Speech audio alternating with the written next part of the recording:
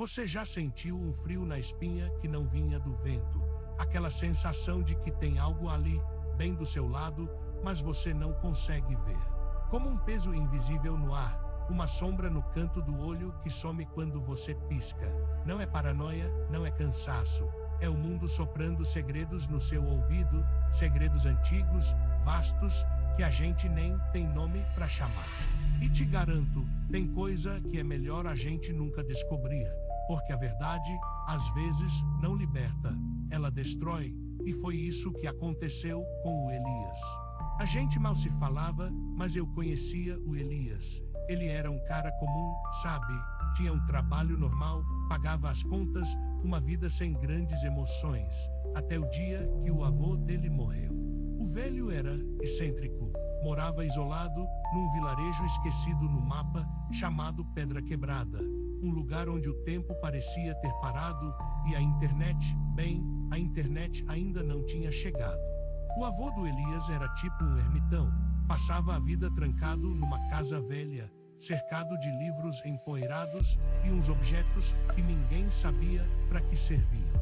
Ninguém na família dava muita bola para ele, até que ele virou pó e deixou tudo pro Elias. No começo, o Elias pensou que seria só uma dor de cabeça.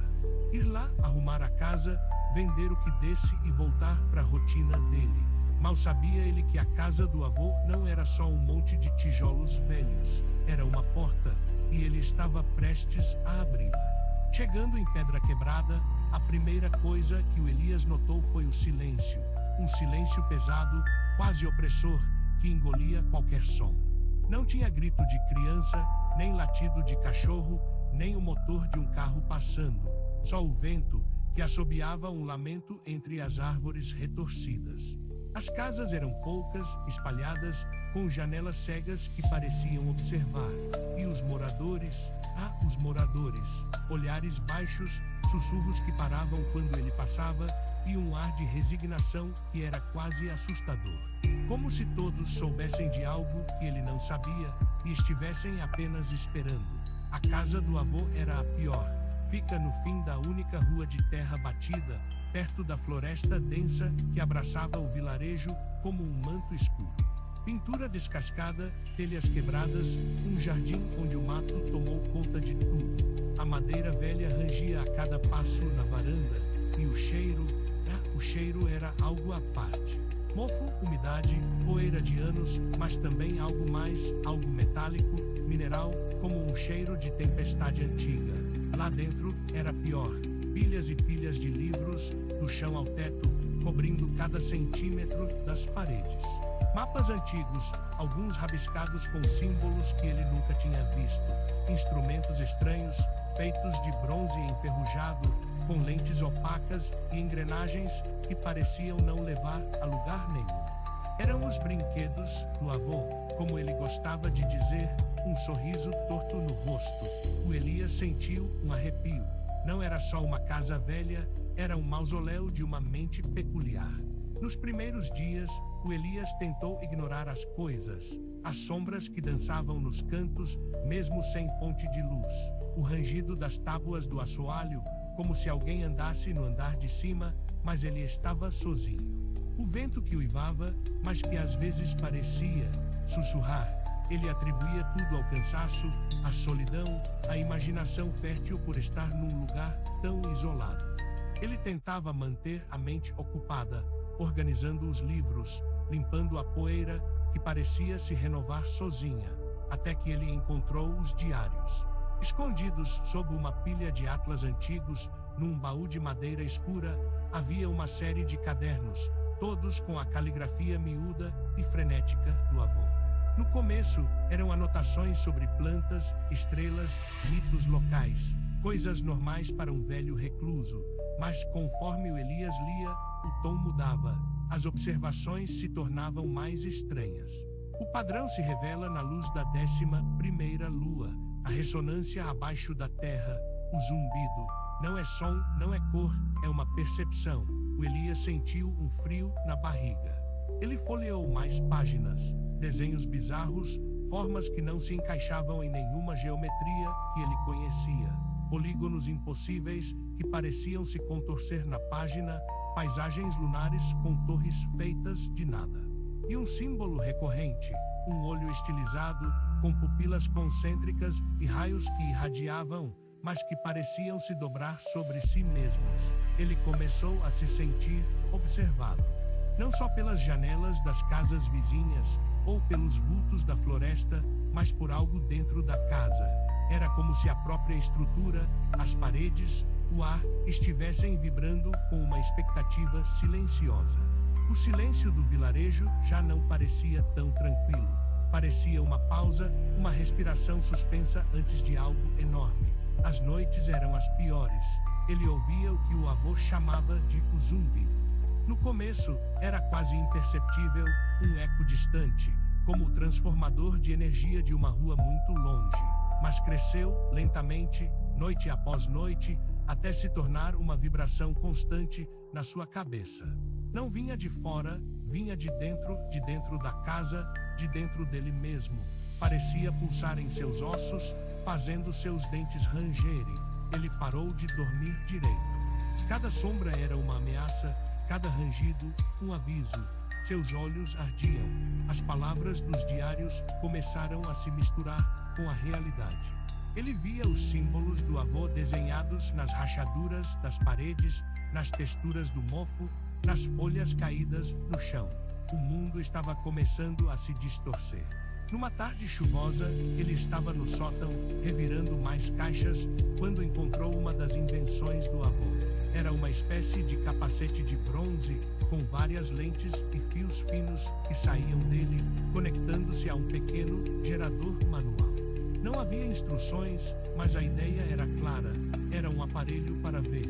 Ver o que? Os rabiscos nos diários falavam sobre camadas da realidade, sobre o véu que nos protege.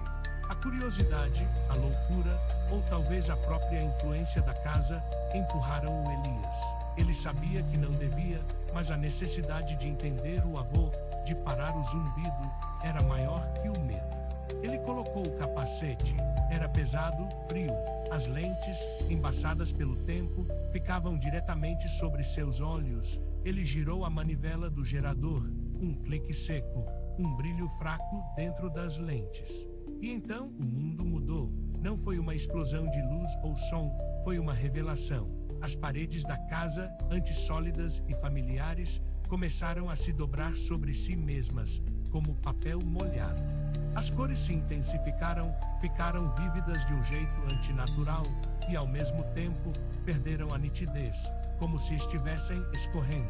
O cheiro de mofo se transformou em algo que nunca existiu. Um odor de poeira cósmica, de vácuo, de metal frio e estrelas mortas. O zumbido se tornou uma orquestra cacofônica em sua mente, não de sons, mas de ideias. Ideias tão vastas e alienígenas que rasgavam seu cérebro. Ele viu o ar vibrar, não com partículas, mas com formas geométricas complexas, em constante mutação, invisíveis ao olho nu, mas agora, presentes, pulsantes. O tecido da realidade estava rasgado. Através das lentes, ele viu que as formas do avô não eram rabiscos de um louco, mas descrições. Descrições de entidades que flutuavam no que ele pensava ser o ar.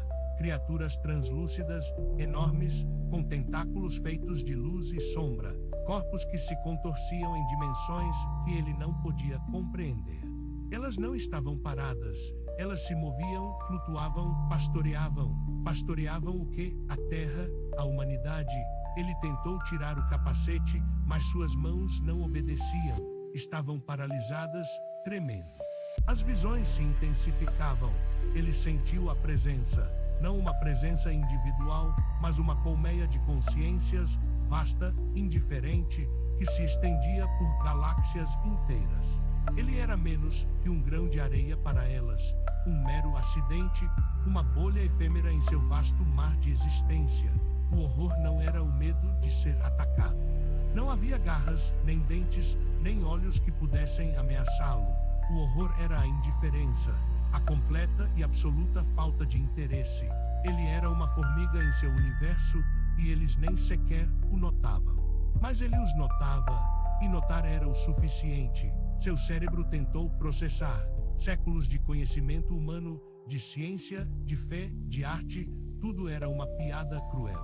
O universo não era o que parecia, a realidade era um fino véu, e por trás dele, havia uma tapeçaria de horrores cósmicos, seres antigos, eternos, que simplesmente eram. E que habitavam o espaço, que achávamos vazio, as dimensões que achávamos inexistentes. Uma das formas translúcidas se aproximou da janela do sótano. Não tinha rosto, mas Elias sentiu que estava sendo olhado. Não com curiosidade, não com malevolência, mas com a casualidade de quem observa um micro-organismo sob um microscópio. Um fragmento de sua consciência, talvez, passou pelo Elias. Uma torrente de informações, de memórias de bilhões de anos, de paisagens de universos que nasceram e morreram. Deu para ele sentir o frio do espaço, o vazio sem fim, a ausência de calor, de luz, de vida, e a permanência deles. O grito que o Elias deu não foi ouvido por ninguém. Foi um grito interno, um rasgar de sua própria mente. Ele sentiu o tecido da sua sanidade se esgarçar, como um véu que se desfaz em fumaça. Seu corpo caiu no chão, mas as lentes ainda estavam em seus olhos, o capacete ainda transmitia a verdade. Quando finalmente conseguiu se livrar da engenhoca, horas, talvez dias depois, ele não era mais o mesmo. A casa ainda estava ali, os livros ainda nas paredes, o mofo ainda cheirava, mas ele via a realidade distorcida. Ele ouvia o zumbido, agora constante, parte de cada batimento de seu coração. Ele sentia as presenças, mesmo sem as lentes. Elas estavam lá, sempre estiveram. O Elias nunca mais falou, nunca mais conseguiu sair da casa. As poucas pessoas de Pedra Quebrada que o viram, diziam que seus olhos estavam vazios, mas ao mesmo tempo, cheios de um conhecimento que não pertencia a um ser humano. Ele passava os dias no sótano, desenhando freneticamente as formas impossíveis que tinha visto, reescrevendo os símbolos do avô, sussurrando coisas incompreensíveis para o ar. A casa ainda está lá, em Pedra Quebrada. E Elias, se é que ele ainda está vivo, está lá dentro, um guardião involuntário do que o avô descobriu. E das coisas que vivem além do nosso véu. Ele abriu a porta, e ela nunca mais se fechou. E agora, sabendo que essa porta existe, que esse véu pode ser rasgado, que esses seres são tão reais quanto a sua própria respiração, você consegue dormir tranquilo. Ou você também consegue sentir o zumbido, que vem de dentro, sempre de dentro.